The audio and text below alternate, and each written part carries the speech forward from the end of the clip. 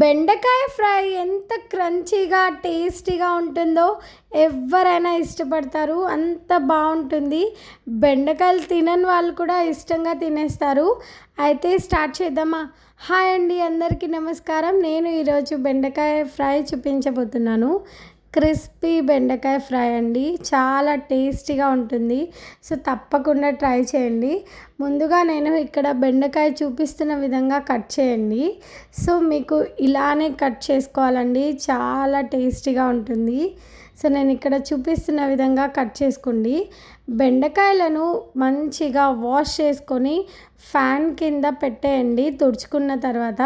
So ఇలా cut చేసుకోండి. Cut చేసుకున్న తర్వాత కూడా నేను చూస్తున్న విధంగా అయితే నేను ఇక్కడ కట్ చేసుకొని ఒక అరగంట పాటు ఫ్యాన్ కింద పెట్టేశాను.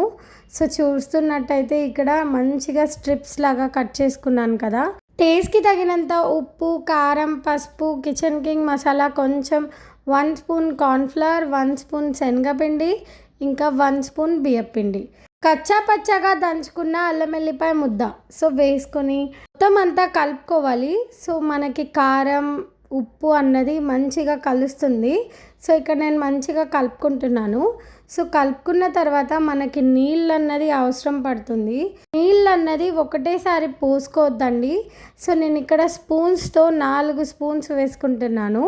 సో వేసుకొని మంచిగా కలుపుకుంటున్నానండి. ఒక పిండి ముద్దలా అలా కలుపుకోవాలి. సో బెండకాయలు అన్నది జిగురు ఉంటుంది, బట్ ఈ విధంగా చేస్తే జిగురు అన్నది అస్సలు ఉండదు. తప్పకుండా ట్రై చేయండి.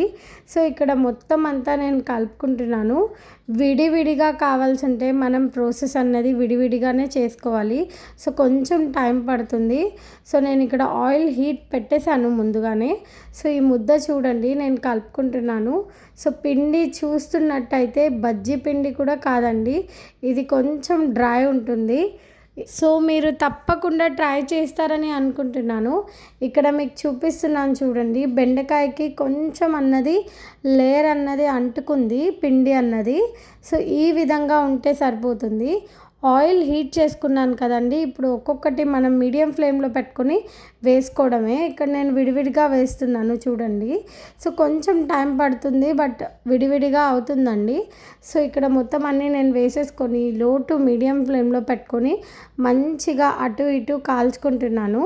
సో చాలా క్రిస్పీగా వస్తాయి.